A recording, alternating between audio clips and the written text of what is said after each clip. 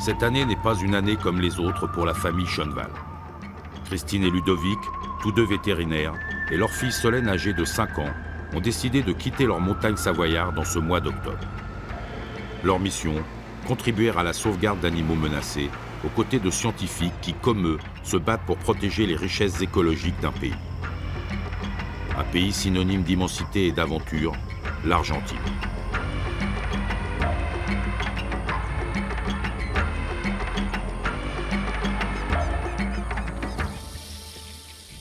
Première étape de leur périple, les marais d'Ibera, au nord-est du pays, non loin de la frontière paraguayenne.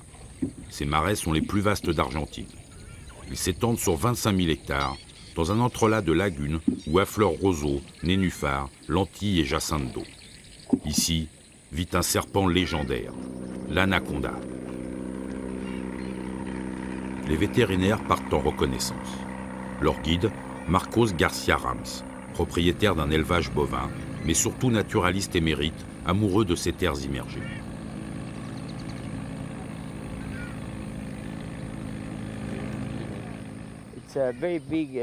C'est un très grand territoire, complètement recouvert par ce genre de végétation. C'est comme un lac, mais pas très profond. Ça fait 2 ou 3 mètres de profondeur, pas plus. Tout est recouvert par cette végétation flottante qui pousse et forme le sous-sol. C'est très intéressant comme morphologie. C'est le fleuve Paraná qui est à l'origine de cette dépression. Les eaux vont du nord-est au sud-ouest. Elles coulent lentement, très lentement. La majeure partie des eaux provient des pluies et de quelques infiltrations du fleuve. On peut reconnaître les différentes espèces grâce aux cris. La nuit, on entend beaucoup de cris. Marcos livre aux Schoenwald quelques conseils pour identifier les différents animaux camouflés dans les marais. Un défi pour des néophytes, car ce riche écosystème abrite 40 espèces de reptiles, 300 espèces d'oiseaux et 44 espèces de mammifères.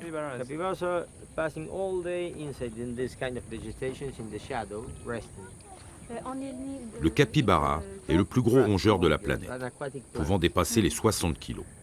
Organisés en harem, les mâles dominants, armés de 4 larges incisives à croissance continue, prennent soin d'un groupe d'une vingtaine d'individus.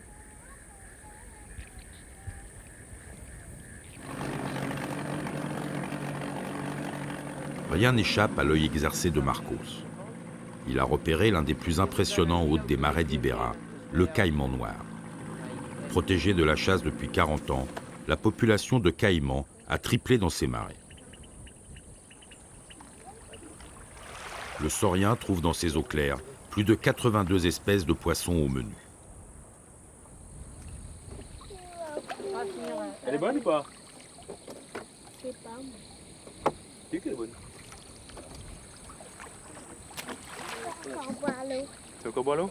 Allez, petit coup.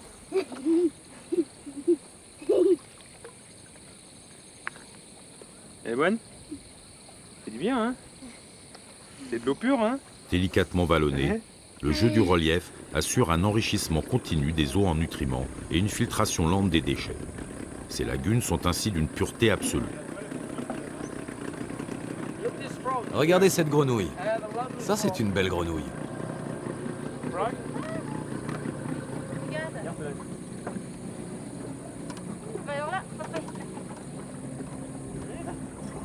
Tu la tiens? Attends, regarde là Ne d'abord. lâche pas, hein.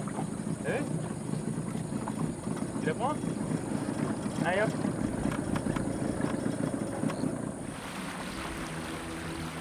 Le premier jour s'achève.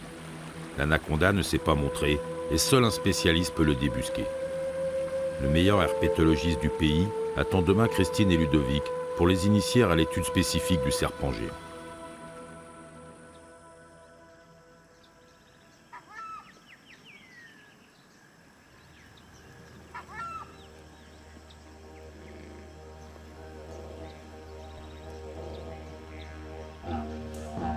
L'anaconda glisse sereinement dans la végétation. Pourquoi tant d'assurance? Parce qu'il est au sommet de la chaîne alimentaire. Lorsqu'il se déplace, il s'annonce par un léger bruissement d'herbe continu caractéristique. Si d'aventure l'oreille humaine le perçoit, attention danger. L'anaconda jaune n'est pas loin. Ce représentant de la famille des boas, non venimeux mais constricteur redoutable, déroule sa silhouette massive, tantôt à découvert, tantôt immergé. Le corps des femelles peut atteindre 4 mètres, soit près du double de celui des mâles. Mais celle-ci mesure tout de même plus de 3 mètres. La robe de la belle ondule, entre jaune et vert olive, parfaitement confondue à la végétation. Le mimétisme est son arme de prédilection. L'anaconda chasse à l'affût. Au menu du serpent géant, oiseaux de bonne taille, jacana, aigrette, héron, batraciens, poissons, mais aussi de jeunes capybaras qu'il mettra plusieurs jours à digérer. L'approche est mesurée, au gré des courants, sans précipitation. Et seule la vigilance constante des capybaras adultes assure la survie de leurs jeunes. L'anaconda jaune est aussi à l'aise sur la terre ferme que dans l'élément liquide. Il y passe d'ailleurs la plupart de son temps, avec des apnées d'une dizaine de minutes.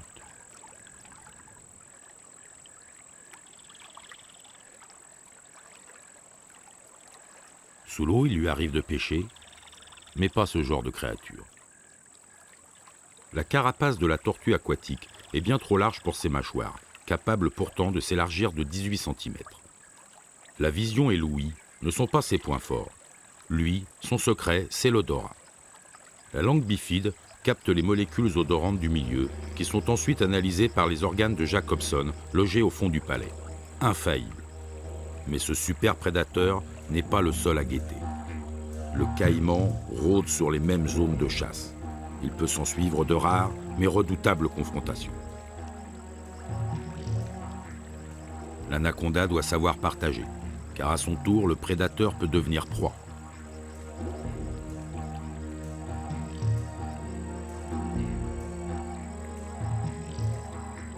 S'il y a duel, le caïman tentera de croquer le corps du serpent, tandis que celui-ci essaiera de s'enrouler autour du saurien afin de l'étouffer progressivement. Un serpent aussi massif que cette femelle peut parvenir à tuer un caïman de taille moyenne.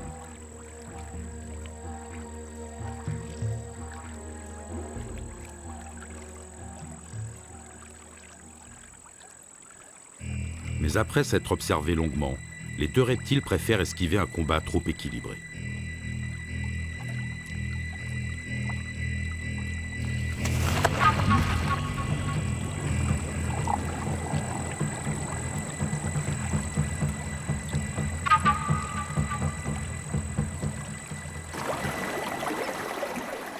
Tout irait bien dans le meilleur marais du monde si le serpent géant n'était pas tant menacé par l'homme.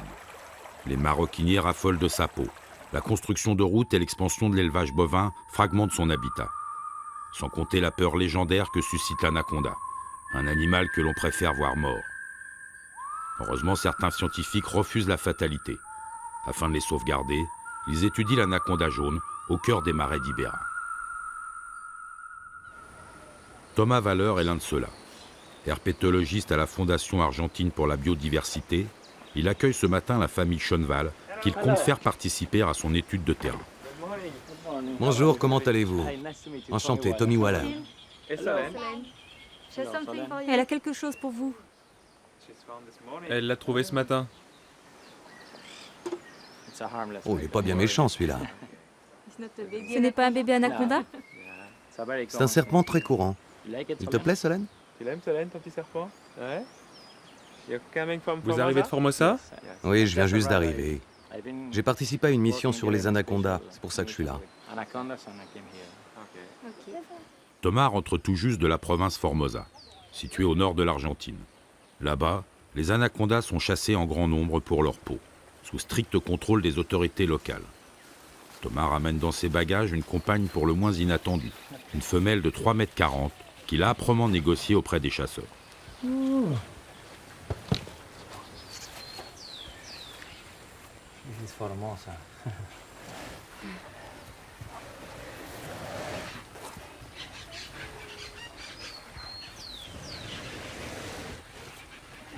Baptisée Formosa, elle n'a pas l'air d'avoir fait bon voyage. Attention, serpent méchant. Si la morsure n'est pas venimeuse, ces rangées de dents crochetées causent de sérieuses entailles.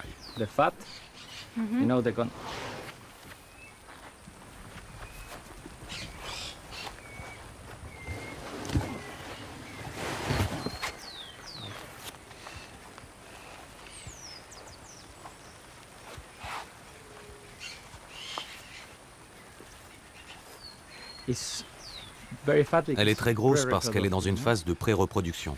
Elle est gestante? Elle est en phase de pré-reproduction, c'est-à-dire que tous les follicules sont prêts à être ovulés. Elle a copulé, il est possible qu'elle soit gestante.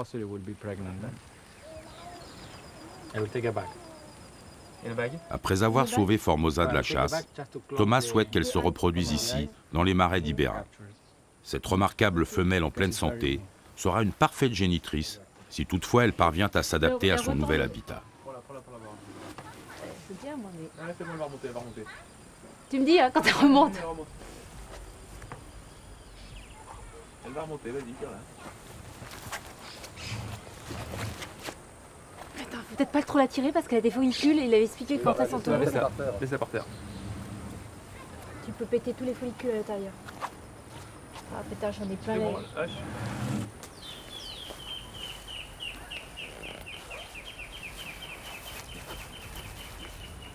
Ce serpent de 32 kg sera prochainement libéré sur le terrain d'étude de Thomas. Voilà. Now you have to take it from here. No? We take the...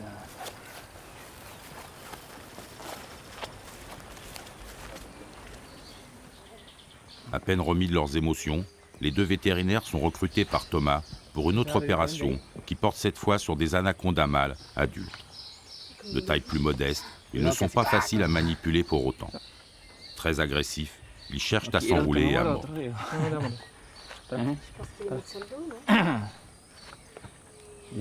Ne lâche pas. Comme ça? Plus en arrière, plus en arrière. Attends, tu le tiens? Maintenant, tu lui tiens bien le cou. Thomas va effectuer un prélèvement sanguin. L'ADN, isolé à partir du sang, permettra d'identifier avec certitude les différentes populations d'anacondas et de noter leur variabilité génétique. Ici, c'est l'anus, d'accord? Ici, c'est le pénis. Il faut passer entre les deux, dans la région du côlon. Vous devez avoir exactement cette position. Une prise de sang dans la queue d'un serpent est un geste délicat que Thomas pratique couramment. L'aiguille doit piquer précisément entre les deux apophyses d'une vertèbre de la queue.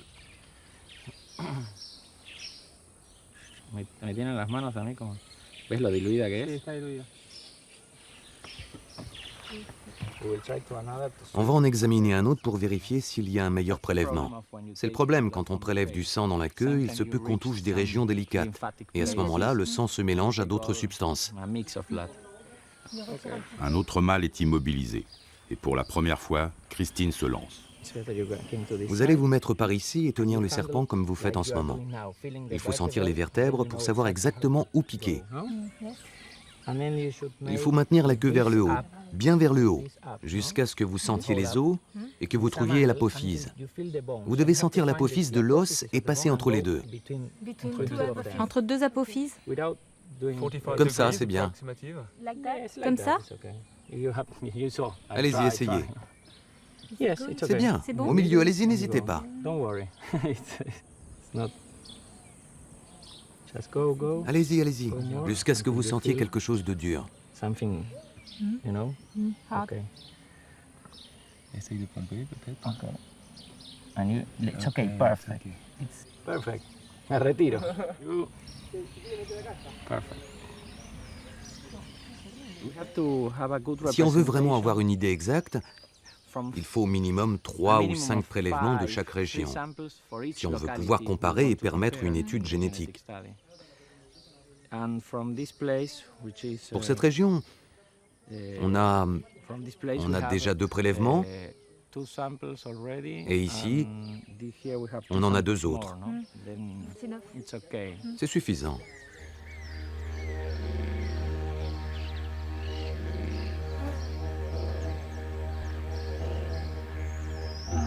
Octobre annonce la saison des amours chez les anacondas jaunes. Les mâles ont 2 mois pour débusquer les femelles. Alors, ils arpentent sans relâche les terres, en quête de molécules odorantes que les belles ne manquent pas de laisser derrière elles, au gré de leurs ondulations. À la recherche d'une sorte de sentier invisible, tapissé de phéromones diffuses qui les rend fous. Ce jeune prétendant est le premier à avoir détecté l'origine de la délicieuse effluve. Premier arrivé, premier servi? Pas si sûr. La femelle, bien plus musculeuse que le freluquet, est la seule à choisir le géniteur qui lui convient.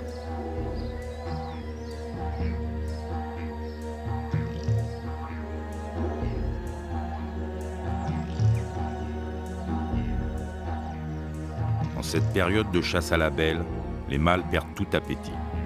Oiseaux, rongeurs, sortez tranquilles. Les courtisans consacrent toute leur énergie à se reproduire. Armé de 2 éperons, petits bouts de kératine qui furent jadis des pattes, le mâle stimule la femelle, soulevant délicatement ses écailles. Une fois l'imposante tête localisée, le constrictor se laisse glisser le long de sa partenaire afin de rejoindre le cloaque, seul accès pour la fécondation. Après 5 mois de gestation, la femelle donnera naissance à une trentaine de jeunes anacondas parfaitement développés. Rapidement livrés à eux-mêmes, ils devront se débrouiller seuls. Les soins maternels n'existent pas chez ces géants. C'est la loi du marais.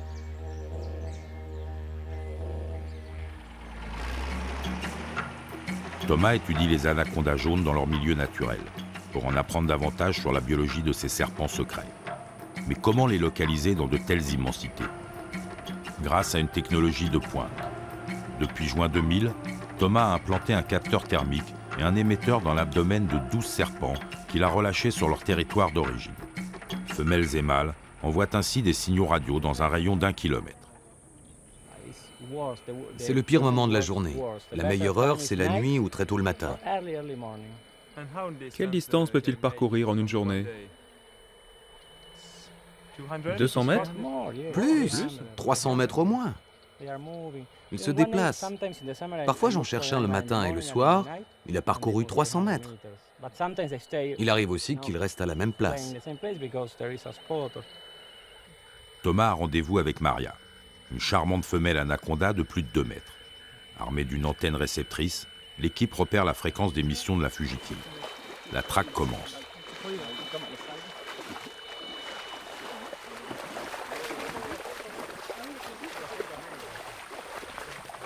Sangsues, fourmis urticantes, caïmans et piranhas sont ici chez eux, et nos chasseurs les dérangent. Prudence donc.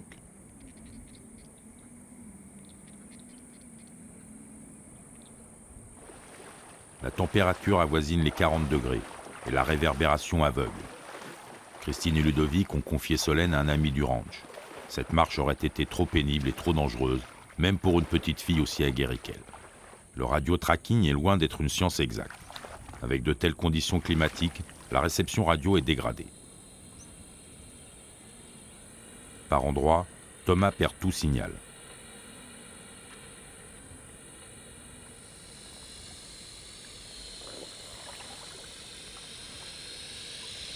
Voilà plus de 2 heures que l'équipe patauge dans les marécages. La fatigue se fait sentir, les fourmis ne leur laissent aucun répit, et le découragement gagne. Même les capybaras se lassent du spectacle. Cela fait 3/4 d'heure que le groupe tourne autour d'un monticule boueux d'où parvient un faible signal.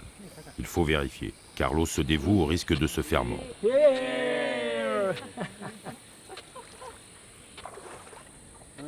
Où est la tête?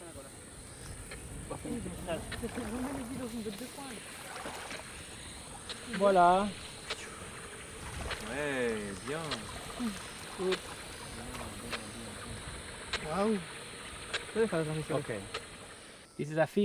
C'est une femelle de 2,30 m. Elle est fine. Elle est en meilleur état que lorsqu'elle était gestante.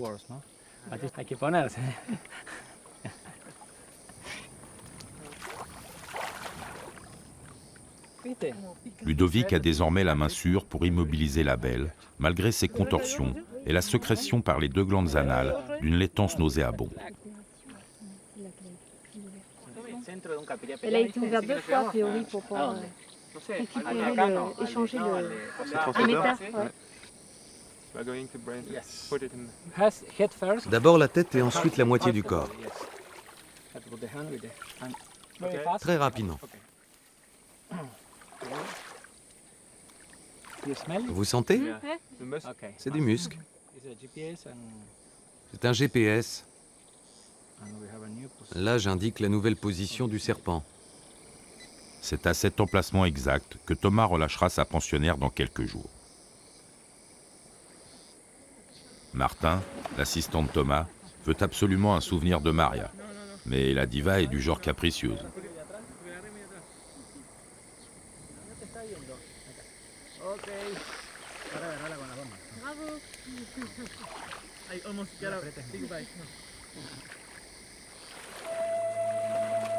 Après un après-midi passé les pieds dans la boue, l'équipe exténuée prend le chemin du retour.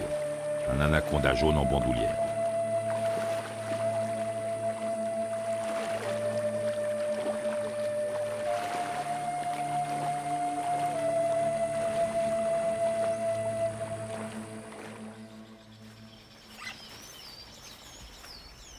Retour à l'Estancia le lendemain. Thomas et les 2 vétérinaires vont opérer Maria pour récupérer le capteur thermique placé dans ses entrailles. L'appareil de 20 grammes a enregistré sa température corporelle pendant des mois. Des données importantes pour l'étude de ces animaux à sang froid. Maria a été anesthésiée par une injection de kétamine. Le métabolisme des reptiles étant très lent, le produit met plus d'1 heure à agir. Plein de cochonneries là-dedans. Ouais, non, mais je touche comme ça, simplement. C'est bizarrement fichu. Ouais. T'as vu, les mâchoires, elles sont Elles sont lâches. ouais, puis elles y a sont pas pas soudées. Elles sont pas d'articulation, soudées, la ouais. mandibule n'est absolument pas soudée. Ça permet d'ouvrir. D'ordinaire, dans leur clinique, Christine se charge de la chirurgie et Ludovic de la médecine. Aujourd'hui, ils vont partager leur savoir-faire avec Thomas, qui, lui, n'est pas vétérinaire. La peau écailleuse fine et facile à découper au scalpel. La couche musculaire plus coriace.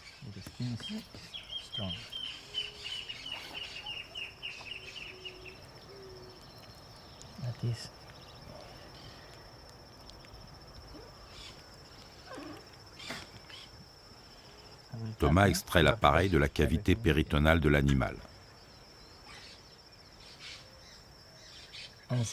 Voilà le détecteur. Parfois, il arrive que l'estomac finisse par le recouvrir entièrement. Quand on le retire, il faut faire attention de ne pas abîmer l'estomac. Le voilà. Au départ, on l'enveloppe dans de la cire et de la paraffine.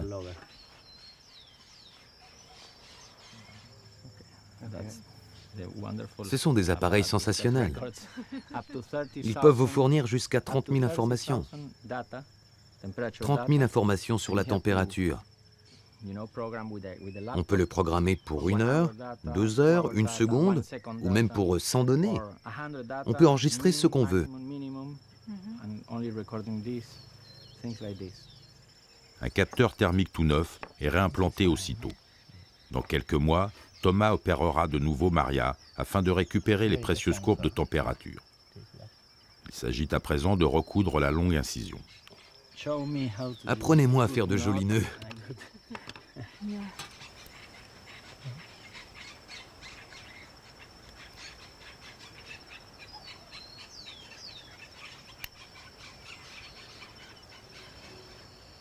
Christine se charge de l'opération sous l'œil attentif de Thomas, qui va enfin apprendre à réaliser une suture dans les règles de l'art.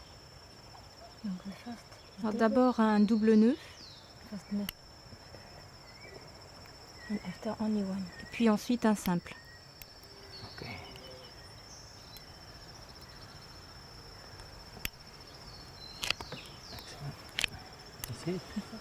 Ventral whiter scales. Thank you very Merci, much. merci beaucoup. Merci beaucoup.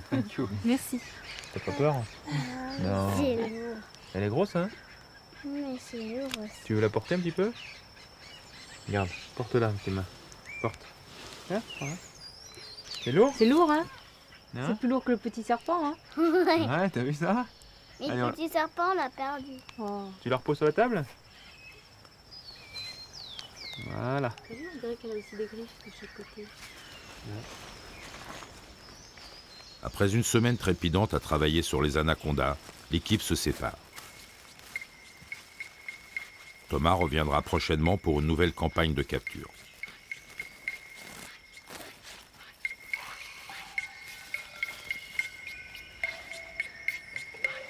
La famille Schoenwald quitte l'Estancia. Direction, le parc national d'Iguassou.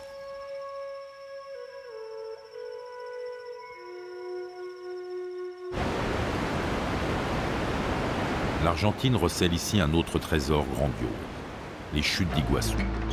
Christine, Ludovic et Solène découvrent avec émerveillement les plus hautes chutes du continent américain. 70 mètres de dénivelé, 25 de mieux que celle du Niagara. Dans un fracas assourdissant qui s'entend à des kilomètres, plus de 275 cascades déversent un flot continu d'eau bouillonnante.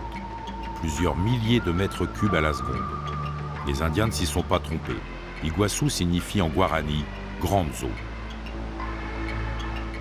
Les chutes, étagées, se jettent les unes dans les autres sur un front de 2,5 km entre l'Argentine et le Brésil. 55 000 hectares de forêt tropicale exubérante viennent parfaire ce sublime tableau. De nombreuses espèces d'oiseaux y ont bâti leur nid, parfois dans les recoins les plus inaccessibles. Tu les vois? Ils passent là, ils remontent, ils regardent, hop, ils vont dans leur nid. Tu les vois? Créé en 1934, le parc national d'Iguassou a été déclaré par l'UNESCO Patrimoine mondial de l'humanité.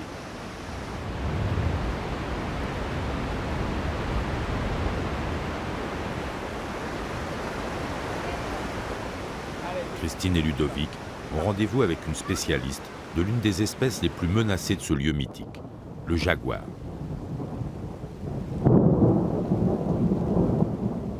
La biologiste Karina Schiaffino conduit les vétérinaires sur son terrain d'étude. Au bord du reste du parc, les jaguars s'aventurent parfois pour attaquer le bétail des fermiers. En riposte, ces derniers n'hésitent pas à tirer sur les félins pourtant protégés. Depuis 5 ans, Karina tente de limiter les face-à-face tragiques. On estime que seule une vingtaine de jaguars adultes survit dans le parc national. La Panthera anca se reconnaît à sa robe jaune mouchetée de rosettes noires, encerclant par endroits des taches sombres. C'est le plus gros félin des Amériques. 1,20 m au garrot, pouvant dépasser les 110 kg. Le jaguar d'Iguassou, par son isolement, constitue une population génétiquement unique, à protéger coûte que coûte.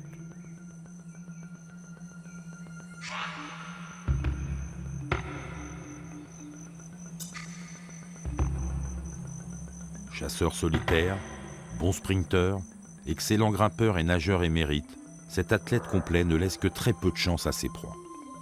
Plus de 85 espèces tombent régulièrement sous ses griffes. Herbivores, rongeurs, poissons, serpents et même tortues qu'il maintient dans sa large gueule avant d'en fracasser la carapace de ses canines robustes. Un système de protection anti-jaguar est testé dans la propriété d'une famille très engagée dans la protection de la faune locale, la famille Verle. Alfonso et ses 2 enfants accueillent chaleureusement la famille Schoenwald dans leur modeste maison, 100% écologique.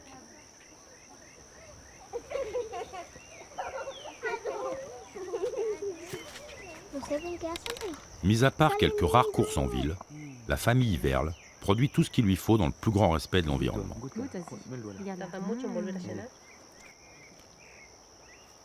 Si llueve mucho, entonces tarda mucho y si no, C'est bon. Des bons, hein. Solène découvre avec délice le miel des abeilles argentines, elle qui ne connaît que la saveur des ruches savoyardes de ses parents.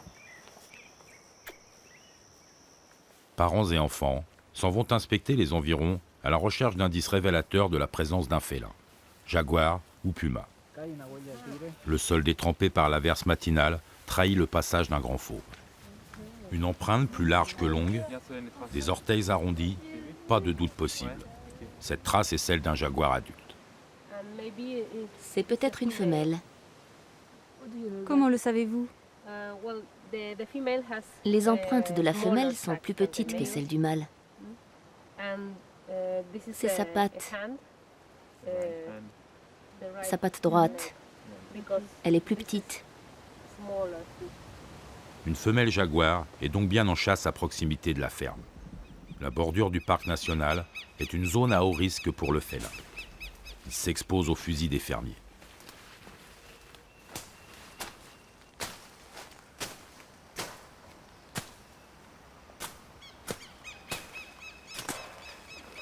Ici, c'est la fin de la propriété. Au-delà, c'est la forêt du parc national.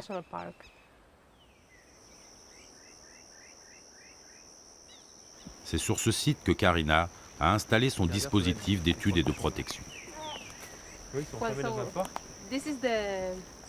Nous avons un enclos avec une barrière électrique, avec 3 fils qui sont électrifiés.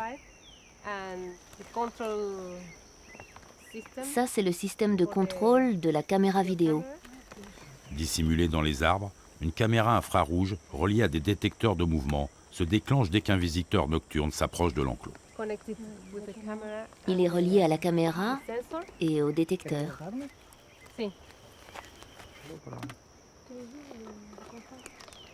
Quand le jaguar il a faim, et s'il s'approche des petits cochons qu'il y a derrière nous, la petite cellule, elle va dire à la caméra de démarrer, et le jaguar il va être filmé.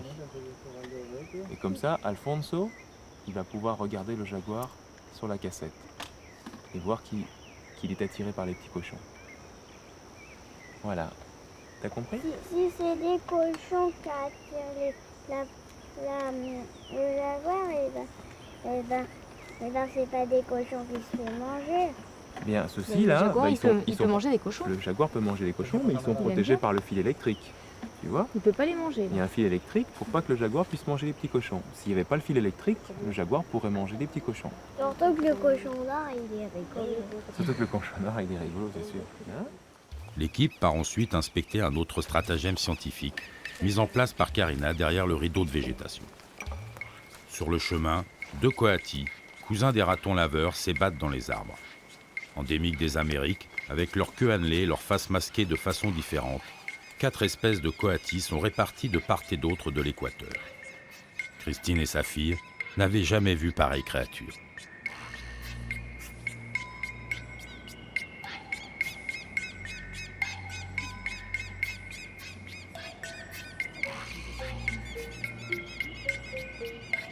Les femelles et leurs jeunes vivent en groupe d'une douzaine d'individus sur des territoires limités.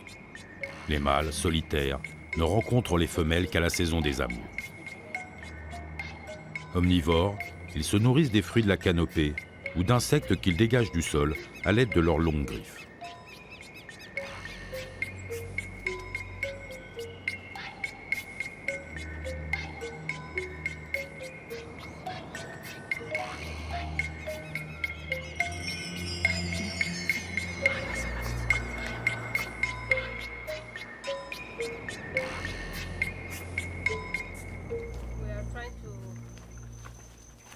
On essaie de capturer le jaguar.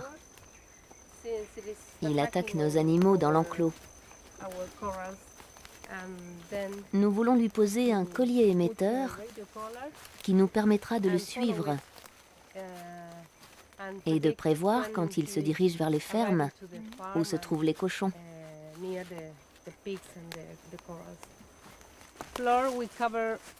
Ensuite, on recouvre la cage avec des feuilles pour la dissimuler dans la forêt. Et quand l'animal marche là-dessus, attention, Le félin ne compte pas se faire attraper facilement. Solitaire et discret par nature, il se fond dans la végétation, grâce à sa robe tachetée qui imite le jeu de lumière dans les feuilles.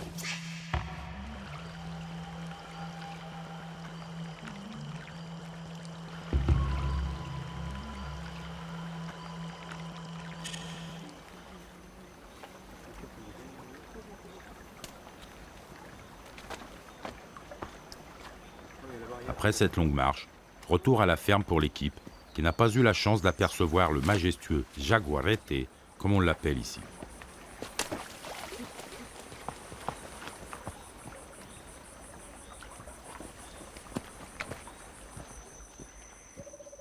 Fin de journée. Karina montre au cheval les rares images du jaguar prises par son dispositif dans une ancienne cage moins solide. C'était une nuit de mars 2002.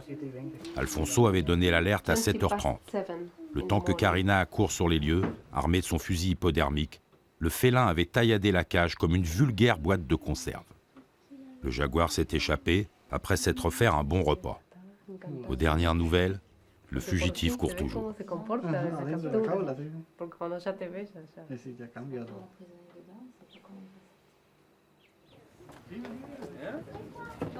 On s'en va.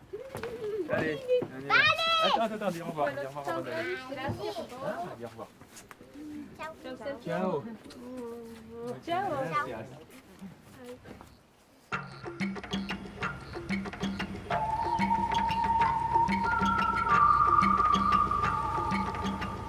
Les Schoenwald ont repris la piste afin de s'enfoncer davantage dans le parc national d'Iguassou.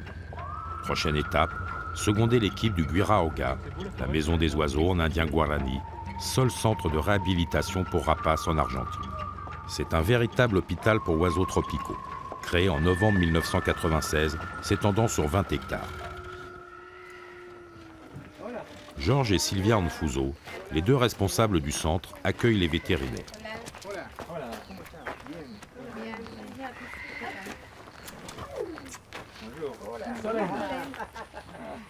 Vamos a recorrer, vamos.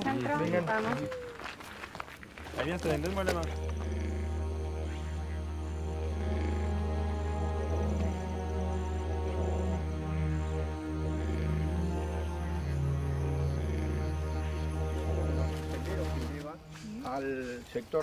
Par ici, on va dans l'espace réservé aux rapaces. En ce moment, nous avons récupéré des aigles qu'on essaie de rééduquer. Certains seront relâchés. C'est ça notre travail ici. Les oiseaux se portent bien parce qu'on les fait voler tous les jours. Comment est-ce que ces rapaces arrivent dans votre centre ici? Est-ce que ce sont des oiseaux qui sont blessés? Est-ce qu'on vous les amène, ce sont des Indiens ou des touristes ou des gardes du centre qui vous les amènent ici?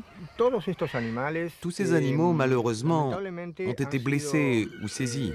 Ils proviennent de cirques, de zoos. Vous savez, leur histoire est terrible. Notre travail, c'est de les récupérer et de faire en sorte que la plupart puissent de nouveau voler en pleine nature.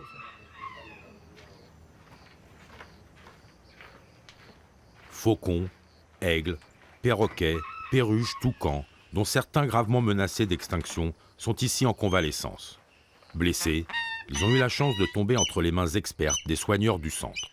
Christine et Ludovic sont tout de suite à l'aise pour manipuler les oiseaux, car chez eux, en Savoie, ils travaillent également à la conservation d'une espèce de rapace, le gypaète barbu.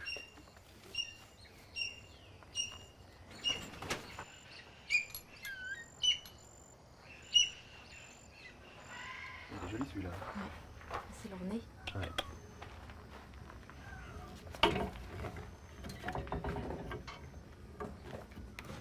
Vous faites la pesée des oiseaux tous les jours? Oui, on les pèse tous les jours. Les oiseaux qui vivent en captivité pèsent 7 ou 8% de moins que ceux qui vivent en liberté. Cet aigle orné, comme les autres pensionnaires, est à la diète. La faim étant le seul moyen de les forcer à rester à demeure avant la guérison complète. Kilo 300. 380. 1 kg 380. 320. 380. Donc là, on va peser celui-ci. Donc c'est le mâle. Un pèlerin. Pèlerin. Faucon pèlerin mâle. Là. Alors, 550. 620 grammes. C'est bon? Un petit perchoir, voilà. Quand les plumes se cassent, on se sert des plumes qu'on a archivées année par année. C'est pour cette raison que toutes les espèces d'oiseaux que nous avons ici ont pu être répertoriées. On a l'histoire de chacun d'entre eux. Par exemple, on a la mue complète sur 3 ans d'un aigle couronné. Chaque oiseau possède ses propres archives. Il peut arriver qu'un oiseau en captivité torde ou abîme l'une de ses plumes en volant, parce qu'il est maladroit. Dans ce cas, le matin, on examine ses plumes, et si on estime que ça ne peut pas aller comme ça, on répare. On prend de l'eau tiède, et avec l'eau tiède,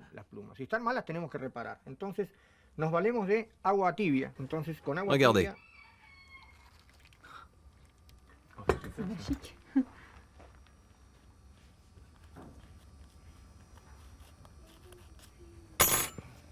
Ça permet de réparer toutes les plumes qui trouvent qui sont à moitié cassées. Puis En fait, il y a une mémorisation. Il y a une mémoire de la nervure, hein, une mémoire de la nervure principale. Donc, il met de l'eau chaude dessus et elle retrouve sa mémoire et sa forme initiale.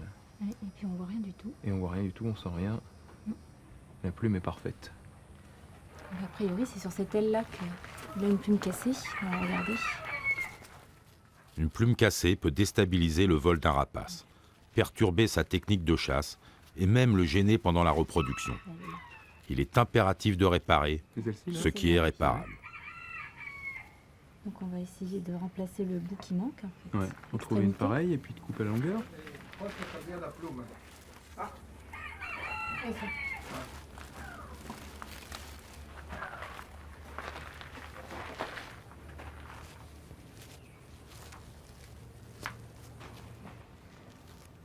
Christine et Ludovic appliquent la technique de Georges, unique en son genre, sur le remarquable aigle solitaire. J'ai pris mon repère. Je peux tenir le bout de la plume, comme ça, de 2 doigts. Parfait.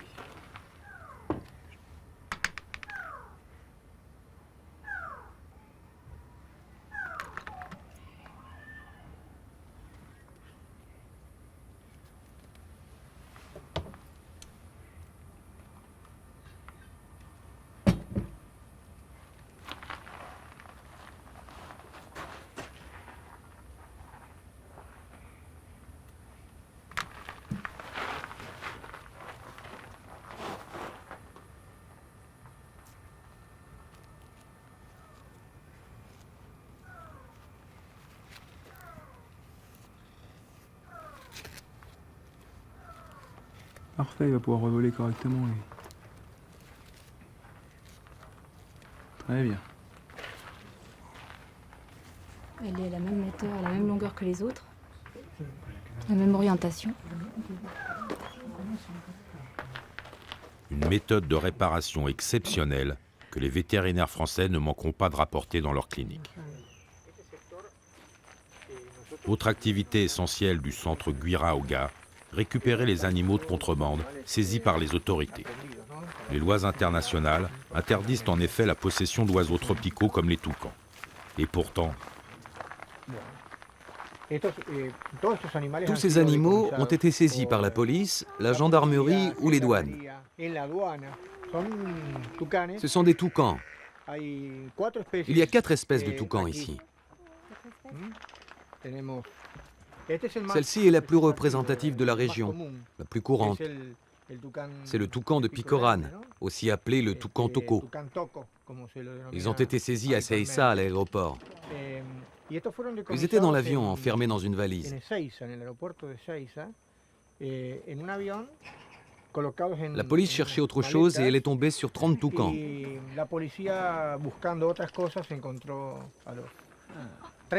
Leur destination finale, c'était la Russie.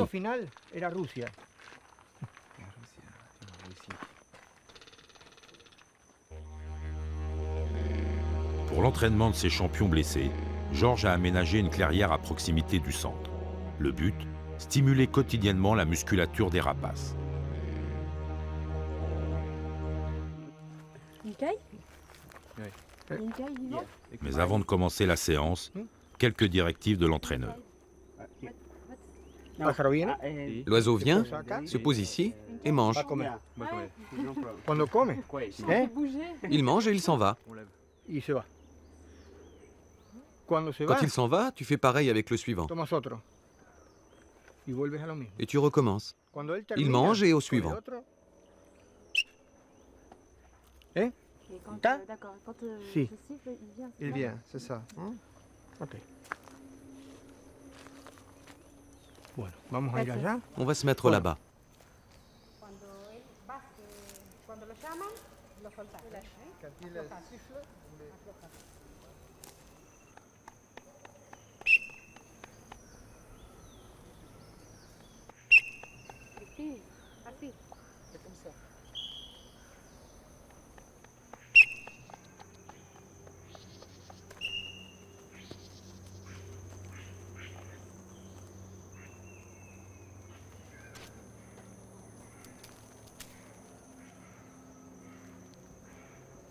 La glace est rompue, le faucon finit par adopter les vétérinaires.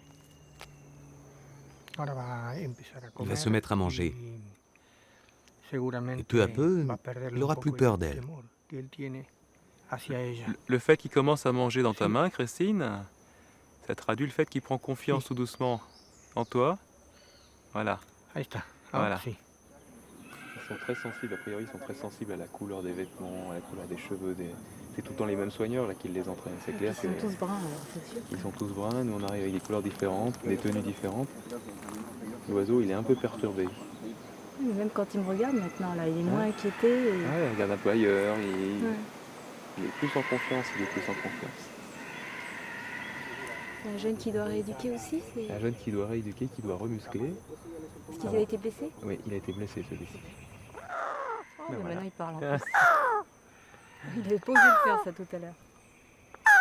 Oui, bonjour. Oui. Bonjour.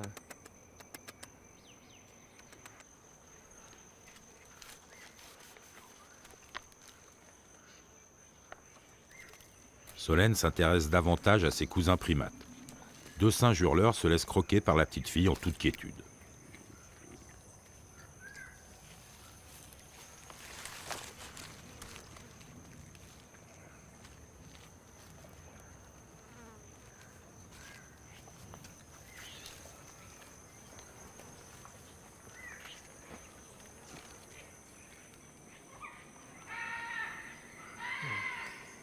Dans la clairière, un aigle tyran perfectionne sa technique de chasse.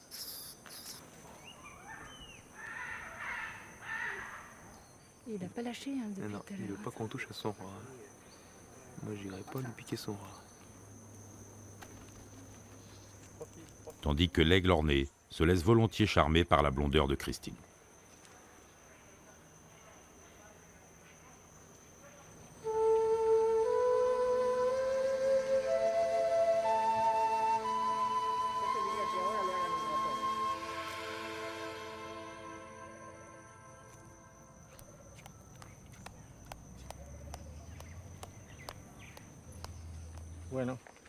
Écoutez, je tenais beaucoup à vous remercier pour votre collaboration et on espère qu'à votre retour en France, eh bien, vous pourrez parler aux gens du travail que nous faisons ici pour la sauvegarde des oiseaux dans la région de Misiones et celle des chutes d'Iguazu. Merci beaucoup. Au revoir.